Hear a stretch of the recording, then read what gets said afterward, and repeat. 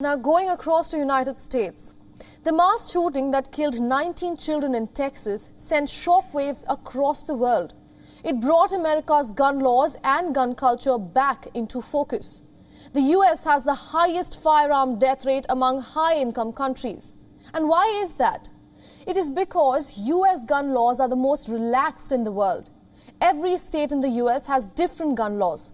Some states, like Texas, don't even require gun licenses, even for fully automatic weapons like the AR-15. The only other countries to have similar exceptions are Yemen, Ethiopia and Switzerland. The Swiss exception is not for all types of weapons.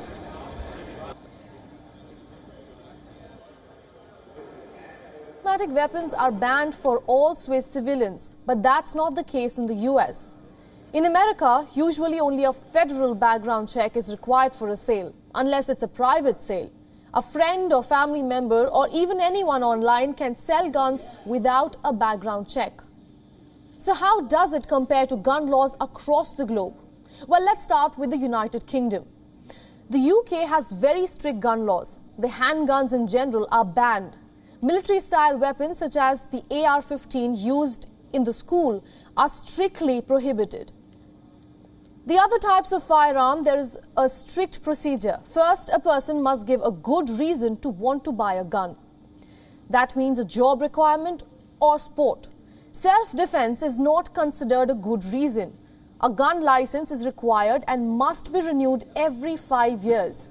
Anyone found flouting gun laws faces a mandatory minimum of 5 years prison sentence. These strict laws came after a 1996 school shooting in Scotland. Now coming to Australia, which has similar laws, background checks and storage requirements are similar. A course on firearm safety and operation is mandatory. There are different gun permits for different gun types, not a blanket gun license. Australia also has a minimum waiting period of 28 days.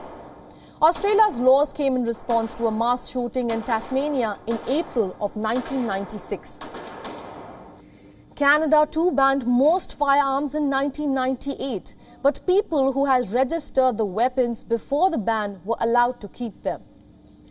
Today, Canadians need to complete a safety course and pass written and practical tests. They need to provide character references, pass a background check, apply for a permit and wait for the next 28 days. Then register any handgun they bought with the police before taking it home. Same thing for Germany. Prospective owners need to pass an exam. People under 25 need to provide a mental fitness certificate. Gun storage needs to be according to safety standards. Gun permits are for specific guns, not blanket ones. French gun laws also require licenses. Applicants need to be affiliated with shooting ranges. They need to have taken at least 3 shooting lessons.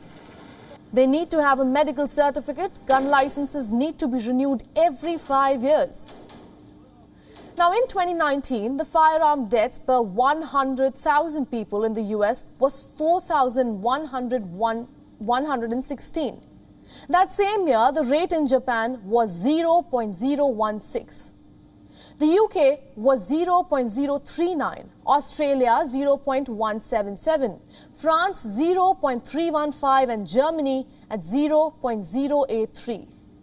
One of the reasons could be the sheer number of guns in the US. In 2017, there were 120.5 guns per 100 people there. The next highest number of guns per 100 people was Yemen with 52.8. Yemen, a country that has been fighting a civil war since 2014. Next were Montenegro and Serbia, both with 39.1.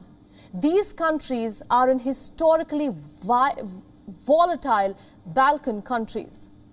Now the US likes to believe it's the leader of the free world. But perhaps this is one area where they may want to take a back seat.